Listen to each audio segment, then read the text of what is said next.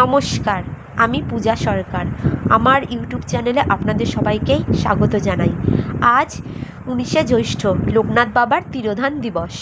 সেই উপলক্ষে আজ আমাদের বাড়িতে ভক্তি ও শ্রদ্ধার সঙ্গে শ্রী শ্রী লোকনাথ বাবার পুজো সম্পন্ন করা হচ্ছে। সকাল থেকে পুজোর প্রস্তুতি, ফুল সংগ্রহ করা, ঠাকুরকে সুন্দর করে সাজানো চলছে। এবার ফল টল সব কাটা হচ্ছে।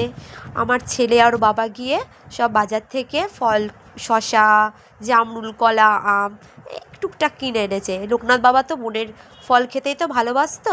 আর সব থেকে তিনি বেশি ভালোবাসতেন, মানে সব থেকে তার প্রিয় প্রসাদ হচ্ছে কি মিছরি। তিনি মিছরিটা বেশি পছন্দ করতেন।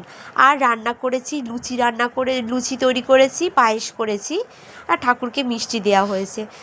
যেমন করে হোক যাক দিয়েছি, ছোট করে পুজোটা করেছি এবছরে। অন্যবার বড় করেই হয়, এবছর বিশেষ কারণবশত ছোট করে দেয়া হলো। ছোট বড়ই বা কী, পুজো। এই যে মিষ্টি প্রসাদ দেওয়া হলো, সুন্দর করে সাজিয়ে দিয়েছি, প্রদীপ জানানো হলো। এবার ঠাকুরকে নিবেদন করা হবে, মোমবাতি ধরানো হলো। লোকনাথ বাবার আশীর্বাদে পরিবারের সকলের মঙ্গল, সুস্বাস্থ্য, সুখ শান্তি, সমৃদ্ধি কামনা করে পুজো নিবেদন করা হচ্ছে। বাবার কৃপায় যেন সবার যেন ভালো হয়, সকলের জীবনে যেন বাধা বিপত্তি দূর হয়। সুন্দর করে ঠাকুরকে নিবেদন করা হচ্ছে। শুধু ঠাকুরের কাছে চাইবে কেন, ঠাকুর এটাই প্রার্থনা করবো ঠাকুরও যেন ভালো থাকে। সবসময় যে ঠাকুরের কাছে চাইবো এর তো মানে হয় না।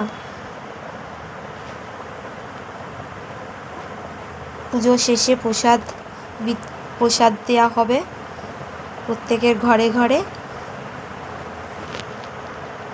এই যে এটা আমার ঠাকুর ঘর, সমস্ত আমার দেবদেবতারা সব আছেন এখানে। স্বয়ং জগন্নাথ দেবও আছে, মহাদেব আছে, লোকনাথ বাবাও আছে, আর আমাদের কৃষ্ণনগরে বিখ্যাত জাগ্রত মা বুড়িমা আছে, রামলালা আছে, আমার সিংহাসন।